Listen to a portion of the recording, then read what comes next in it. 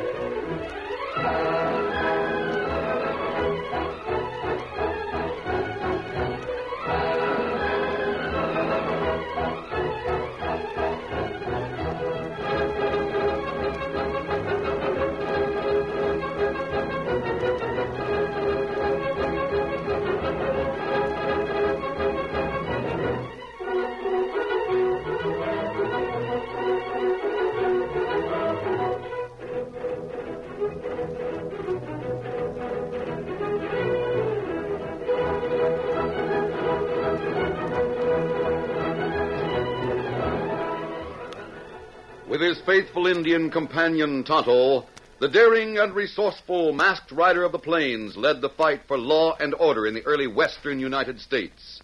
Nowhere in the pages of history can one find a greater champion of justice. Return with us now to those thrilling days of yesteryear. From out of the past come the thundering hoofbeats of the great horse Silver. The Lone Ranger rides again. Come on, Silver! Let's go, big fellow! Hi-yo, Silver! Ahoy!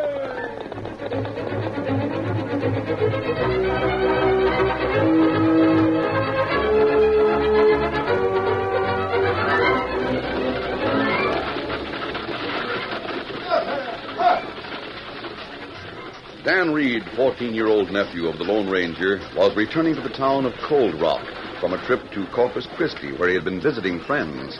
As he sat in the stagecoach, Dan noticed that the woman and little boy on the seat facing him were watching him intently. Then he realized that he was fingering a metal object he had taken from his pocket. Dan, momentarily embarrassed, grinned boyishly and started to put the object back into his pocket when the little boy, a child of about 10, asked eagerly, "What's that?" Timmy, you mustn't be asking strangers questions. Oh, it's all right, ma'am. Can I see that? Can I? Sure, Timmy, here. Timmy doesn't usually take to strangers. I'm Mrs. Nelson. My name's Dan Reed. My name's Timmy. What is this, Dan? That's a watch fob, Timmy. I bought it in Corpus Christi for a friend of mine. I was noticing it too, Dan. At first I thought it was a silver dollar attached to a small piece of tooled leather, but now I see that it's not. I bought it from an Indian woman. It's hand-beaten silver, and it is just about the size and shape of a silver dollar. What's that mean on there? See? I was told that's an Indian good luck sign, Timmy. I don't believe in the luck part of it, but I do think it's unusual. Well, indeed it is. And your friend should be very happy to receive it. Someday, Timmy, when you grow up and own a watch, maybe you'll have a fob like that one. I give it back to Dan, Timmy. Oh, all right, then. Here. Thanks, Timmy. I'll put it back in my pocket so I won't lose it. Do you live in Cold Rock, Dan? Not exactly, Mrs. Nelson. I have friends near there. Oh, I see. We're going to Cold Rock. My father's going to open a great big store there. Isn't he, Mama? Oh, is he? Well, yes, he is. I have a brother in Cold Rock. He persuaded us to sell our place in St. Louis and come out here and open a general store. They sure can use one in Cold Rock, all right. When is your husband going to come out? Oh, he's with us. He's riding on top of the stage. You see, we sold everything for cash, and all our gold is in the express box on the stage. So my husband rides up there because he wants to be sure nothing happens to it. I see. Oh, what was that? What is it, Mama? What is it? Golly, I think it's a holdup. We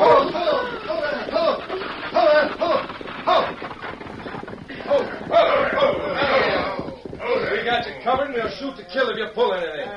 So toss down your rod. There it is, mister. there now. You come down. I don't hear my husband out there. Yeah, sure. Just the driver. Mama, I'm scared. Woman and 2 kids, huh? Come on, get out. Golly, mister, we haven't anything I valuable. said get out. Come on, Timmy. Hey, Bill, help Tex with that box. Sure thing, Jake.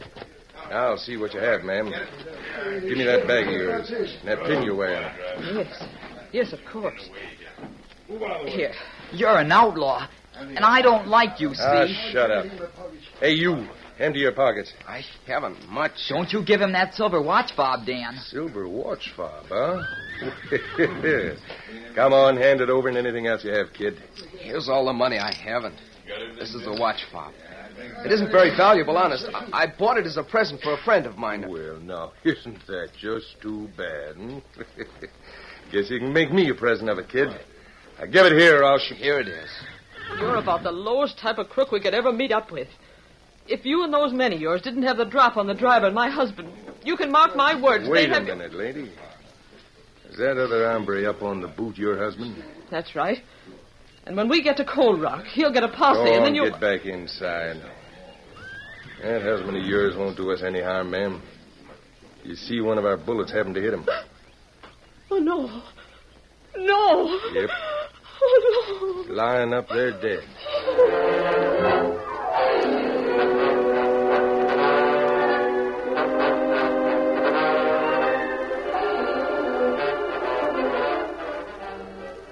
After the holdup, the stagecoach continued its run to Cold Rock. Bidding goodbye to his newfound friends, Timmy and Mrs. Nelson, Dan went to the edge of town to meet Tonto and the Lone Ranger, who were waiting with Dan's horse, Victor. On the leisurely ride to their camp, Dan told the Lone Ranger what had happened. Did you get a good look at the outlaws, Dan? Well, they all had handkerchiefs over their faces, so it'd be hard to identify any of them. I see. It was quite a tragedy for Mrs. Nelson. Losing not only everything they own, but also losing her husband. I feel awfully sorry for her and little Timmy. It's good them have someone to stay with in town. Yes, it is. They'll live with Mrs. Nelson's brother. Who is her brother, Dan? Do you know? Oh, yes, sir. She told me her brother's name is Jack Wells. He's the express agent in Cold Rock. I see. There hasn't been a stage hold up along that trail for over a year. Strange the stage should be held up on this trip when it was carrying all Nelson's gold. Oh, that's right. I hope the sheriff and posse catch them and get the money back. Well, then I'd get back the present I brought you, sir. Those men were killers, Dan. I'm thankful you got here safely. After we have supper, Tonto, I'll disguise myself as a rancher. And you and I'll go to town for news of the search. Well, better move along. It's getting dark. One Silver. Get him up, Scout. Come on, Victor.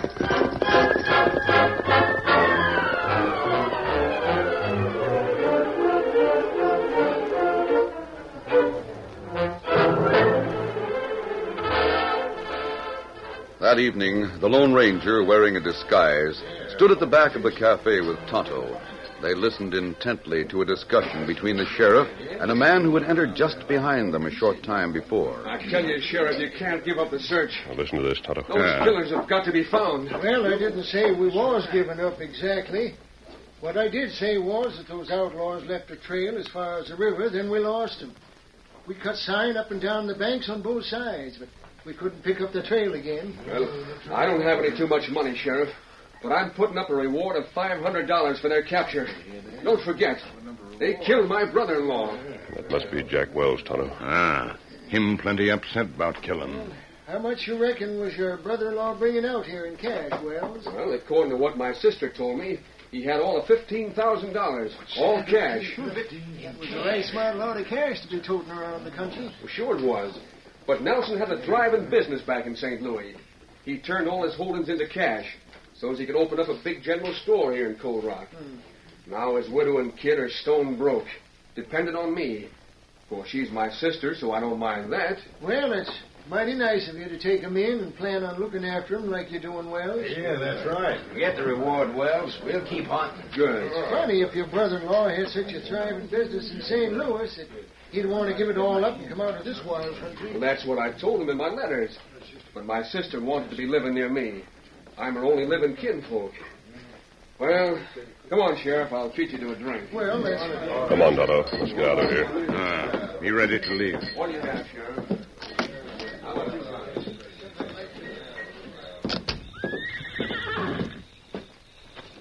Otto, what the sheriff just said set me thinking. And what that came us up.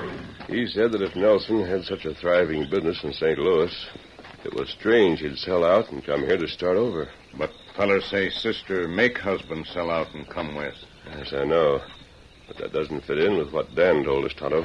Me not remember what I remember Dan... distinctly. Mrs. Nelson told Dan that her brother persuaded her and her husband to sell their place in St. Louis. Came out here to open a general store. Oh, that's right. I want to know more about Jack Wells, Tonto. Tomorrow morning we'll ride to the express office and have a talk with him.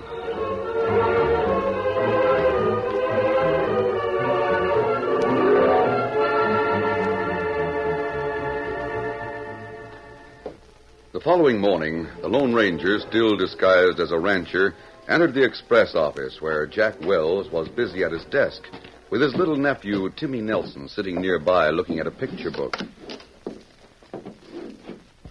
Good morning. Oh, good morning, sir. What can I do for you?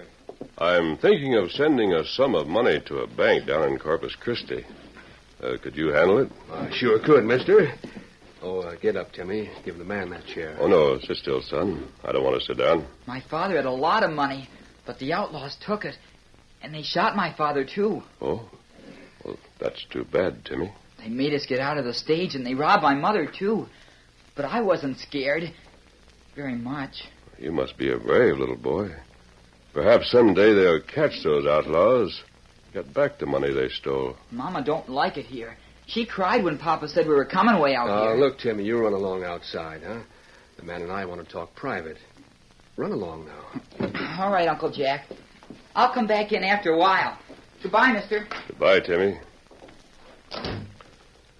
I heard about the holdup and killing yesterday. The victim was my brother-in-law. Sure was a blow to us. I'm sure it was. Well, wasn't there a guard riding with the driver? My brother-in-law was acting as guard. He didn't have to pay any fare that way. He wrote and asked me to arrange it. I see.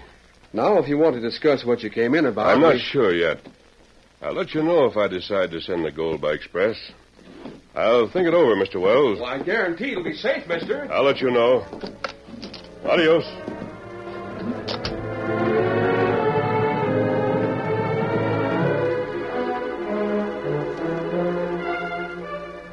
That afternoon, Dan rode into town to the blacksmith shop. While he waited for the blacksmith to fix Victor's loose shoe, a rough-looking man reined up outside. Comes another customer, Mr. Burton. Yeah. Well, that's all right, Daniel. Be through here just a jiffy. Steady, boy. Steady. Howdy, mister. I want to get some horseshoe nails. Got any to spare? Well, can't say that I haven't to spare, stranger, but I guess I can let you have a few, though. Just take it easy till I finish what I'm doing here. Yeah, now look here. All I want is a few nails. I can't wait all afternoon. It's almost 3 o'clock now, according to my watch here. Easy, fella, easy. Yeah. There you are, Daniel, all fixed. Will a handful be enough, stranger? Oh, yeah, bring him here. Yeah. Here you are. Here's the money. Keep the change. Yes. Yeah, this coin isn't enough to even pay for them nails. Keep the change, he says. You said that'd be $1. Here it is, Mr. Burton. Yeah, thanks, Daniel. Say, tell me how I can't stay to talk. I have to follow that man. Steady, boy. Well, wait a minute. Why do you want to follow him, Daniel? Because I recognize the silver fob that was attached to his watch. Goodbye, sir. Come on, Victor.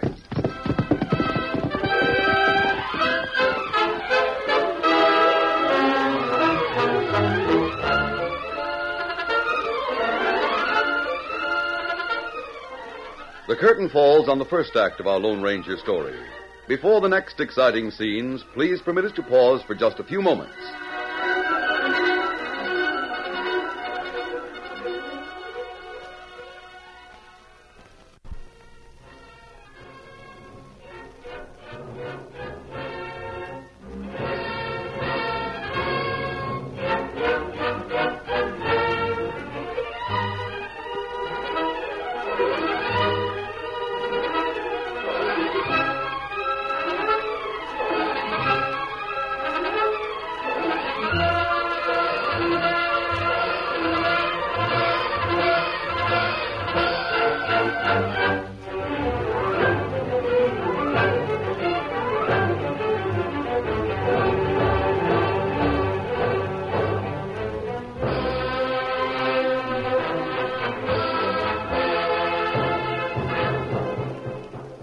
Now to continue our story.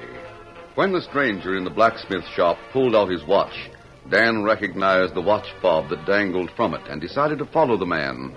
Dan rode hurriedly along the trail the man had taken. As he rounded a turn in the trail, he was startled to find the man waiting for him in a clump of cottonwoods. Pull up there, kid, or I'll plug you. Oh, Victor, hold on. Oh, well. So the button thought I didn't recognize him. I saw you look at that watch, Bob, and then I remembered. You were the kid who was on the stage the other day. You are one of the outlaws. What of it?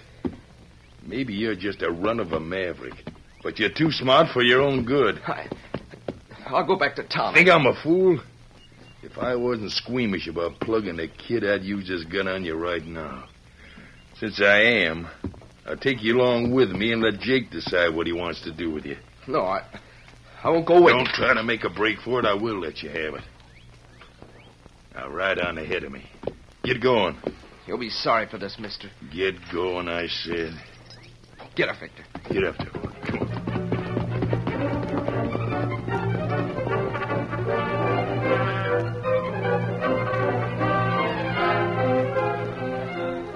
Night had fallen. In their camp, the Lone Ranger and Tonto waited for Dan to return. But as it grew darker, the Lone Ranger became worried. Tonto, Dan should have returned from the blacksmith before now. Ah, it's not good him be way after dark. We better ride in to meet him. Anything could happen to a boy his age in this country. Ah, it better we go find Dan now. Yes, sir. Come, Scout. Hey, boy. Easy, big fella. One, Silver. Get him up, Scout.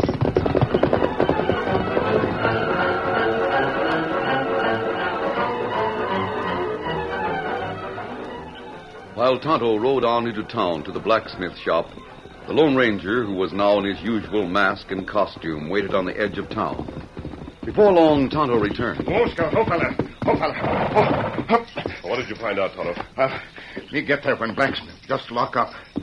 Me ask about Dan. Well, him say Dan leave there about 3 o'clock this afternoon. then something's happened.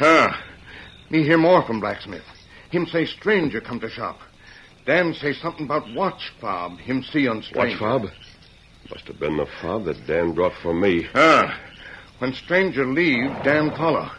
It not good, Kimasabi. Then Dan was following one of the outlaws. That's right. Blacksmith not know which way them go. Tonto, they won't hesitate to harm Dan, since he knows so much about them. If I only knew where to... Wait a minute. You think of something? Yes, I have. Tonto, I want you to take a note to the home of Jack Wells, express agent. What good that do? That remains to be seen. I'll write the note, and you can take it to him immediately. If he reacts the way I think he will, we'll follow him. A short time later, Jack Wells was in the living room of his home talking to his sister, Mrs. Nelson. Oh, it'll be tough for a time, I know. But you'll forget him after a while. Jack, don't say that. I know you never did like him. I'll answer it. Me got note for express agent. Well, thank you. I'll give it to him. Here, note. And you? An Indian brought this note for you. Let me see it. I was in your office this morning. Please prepare for a large shipment of gold to go on tomorrow's early stage. Signed L.R. Well, I better go out and make arrangements for that shipment. You get to bed and get some rest. Oh, I'll be home kind of late tonight.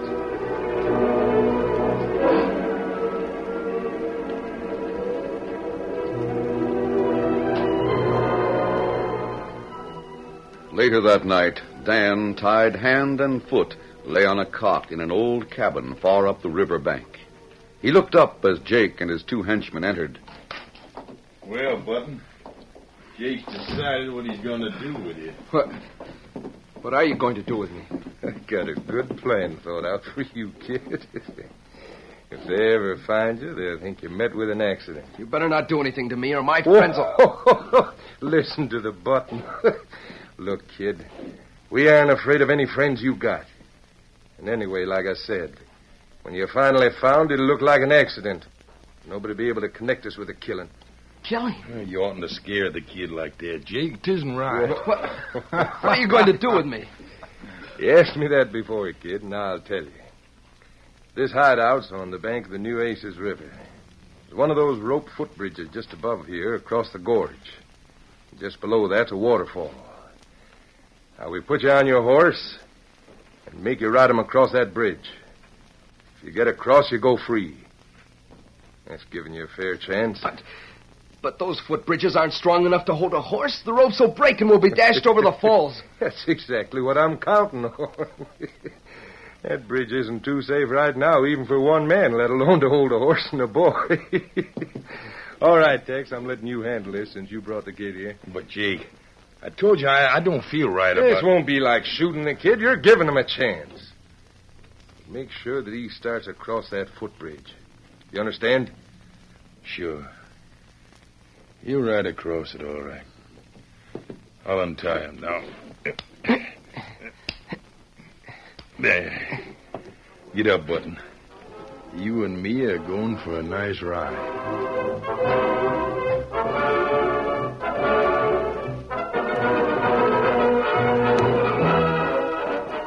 After Tex took Dan away, Jake and Bill heard a horse stopping outside the cabin. Yeah, that sounds like Jack Wells. Get your gun handy in case it isn't. It is Wells. Oh, what's happened?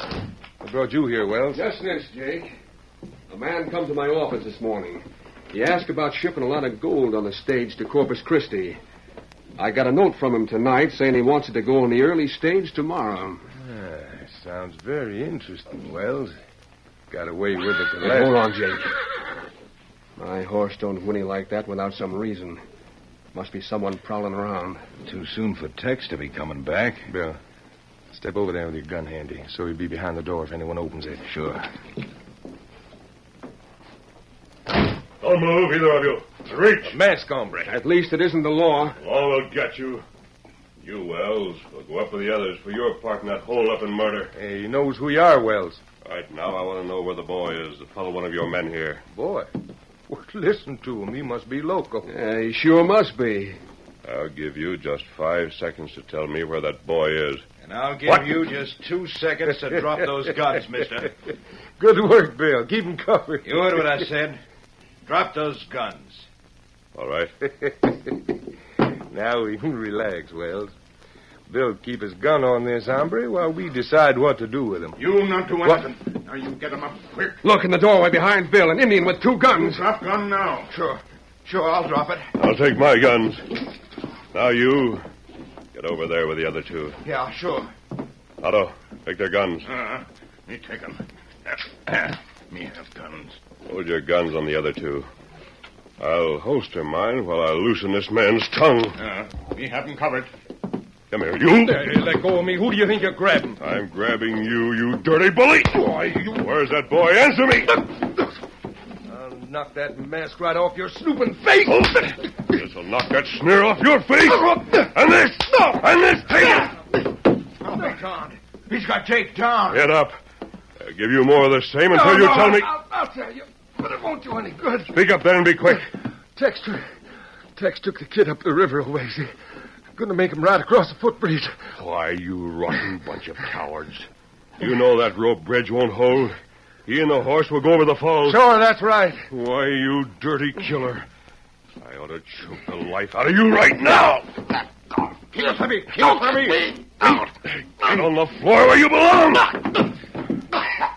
Thanks, Tonto. For a moment I was tempted. Me know. Stay here with these crooks. Don't let them move till I get back. I'm going to try to reach Dan before it's too late.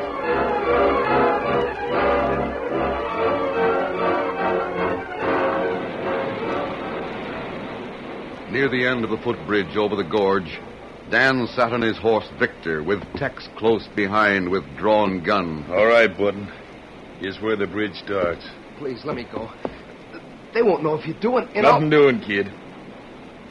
All right, get moving and keep moving over that bridge. If If you hesitate, I'll have to put a bullet in your back.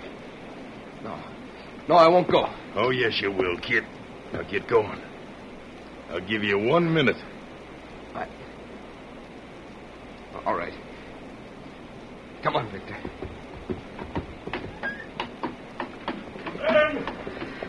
Don't go on that bridge. What the? Oh, Victor! Back, fella! Back up, boy! Back! Horse over hose. Steady me, fella. Quick, Dan, it's giving away. Victor can't turn around. I'll take the bridle. Back, Victor. Back, fella, back. Back, Victor, back.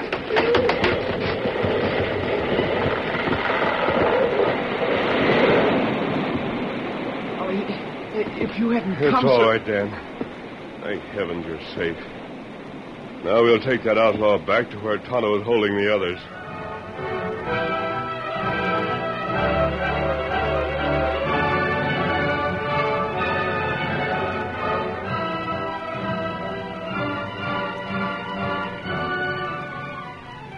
A short time later, Dan, the outlaw Tex, and the Lone Ranger arrived at the cabin hideout.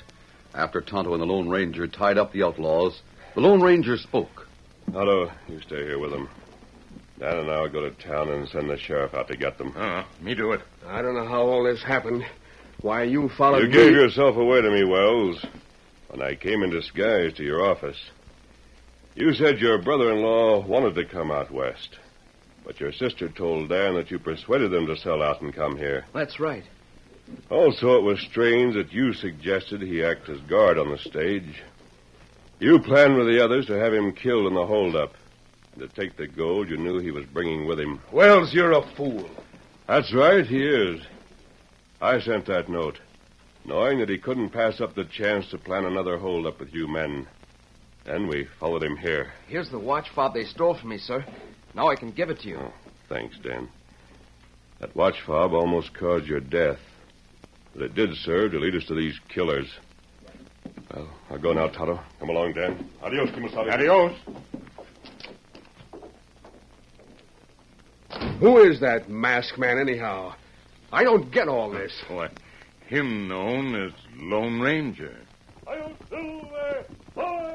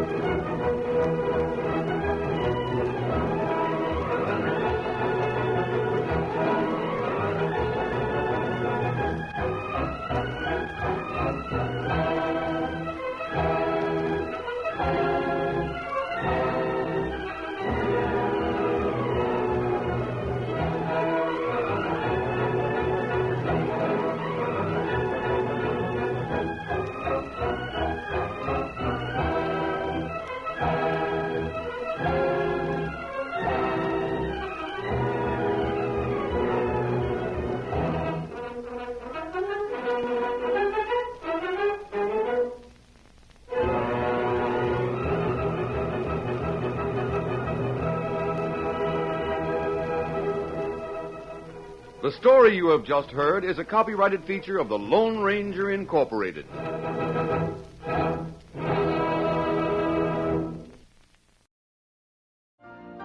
You've been listening to the OTR Gold Network. Find more classic radio at otrgold.com.